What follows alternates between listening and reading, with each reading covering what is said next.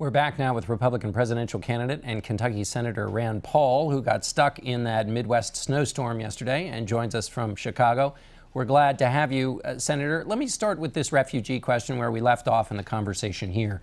You had some efforts this week to block Syrian refugees and people from other countries that you thought were dangerous. But in the conversation today, the worry, it seems to be from experts, is more about the visa waivers, which is to say people who could come in through Europe, these countries where you don't need the kind of screening that you would have with refugees. Why isn't that the bigger problem?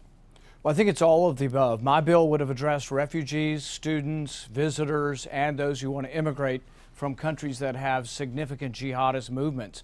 But even just isolating on the refugee thing for a moment, we had 2 Iraqi refugees come to my hometown, Bowling Green, Kentucky, and then proceeded to want to buy Stinger missiles. Turns out one of them had fingerprints in our database system because he had his fingerprints on a bomb fragment from Iraq, and yet we didn't catch him. So this was just a couple of years ago. We were not vetting refugees adequately.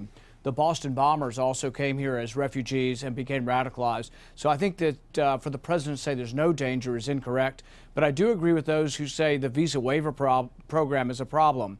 There are many French citizens who want to attack their government and attack us, and we have no program for screening them. I say they should all come in through global entry, sort of a frequent flyer program where you have to get a background check or they have to wait 30 days. Right now we have nothing in place, and I think we are at a great deal of risk from a variety of sources, refugees, but also visa waiver nations.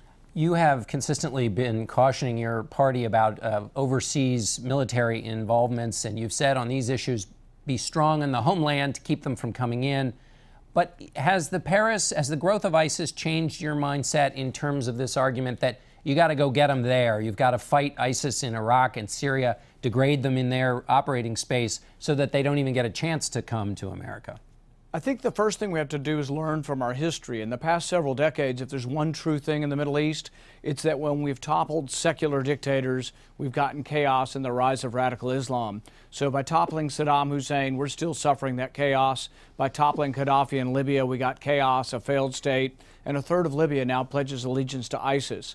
By pouring weapons into the Syrian civil war, on the side of Islamic rebels who were actually allied with al-Qaeda and some of whom became ISIS, that was a mistake. So the ultimate solution, if we want a long-lasting victory and a long-lasting peace, what we're going to have to do is the boots on the ground are going to have to be Arab, and you're going to have Sunni Muslims defeating Sunni Muslims, because even the Shiite Muslims can't occupy these Sunni cities. ISIS is essentially surrounded, but what we have to do is we do need a ceasefire in Syria, and probably Russia is going to be part of that solution if we're willing to talk with them. But we also need to engage Turkey on one side. We need to engage the Kurds on one side. We need to get the Baghdad army to become less of a sectarian Shiite army. And when you include significant Sunnis in that army, when they go into the lands that have been captured by ISIS, then it will be Sunni Muslims coming into those towns and recapturing them. Nothing else is really ever going to cause a lasting victory. Let me come back to the homeland here for a moment. You have been very careful about stopping overreach in terms of U.S. surveillance. We've had some talk this morning about encryption being the big backdoor, the way these terrorists can communicate. What's your sense of how much do you worry that there will be an overreach in terms of additional surveillance operations? I'm very worried about that because I think when you have a fearful time or an angry time that people are coaxed into giving up their liberty. Already many in the intelligence community are saying, oh, if we only had the bulk phone collection program back. Well, what they're not telling you and what they're being dishonest about is we still have the phone collection program. In the United States, all phone records are still being collected all the time, and we still had the attack. And realize that in France, they have bulk collection or surveillance of their citizens 1,000-fold greater than what we have with very little privacy protections. They still didn't know anything about this. So what I would argue is that you can keep giving up liberty, but in the end, I don't think we'll be safer, but we may have lost who we are as a people in the process. And I'm going to fight to make sure that doesn't happen. In the last 20 seconds, surveillance of mosques. Do you put that in the same category in terms of overreach to answer this threat?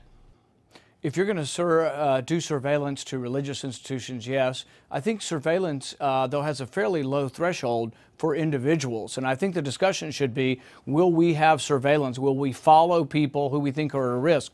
That's even a lower threshold than getting a search warrant. So yes, we should follow people who are at risk. Should we talk to their neighbors and friends? Should we talk to their imam? Sure, all of that is legitimate, but should we target mosques and have a database of Muslims?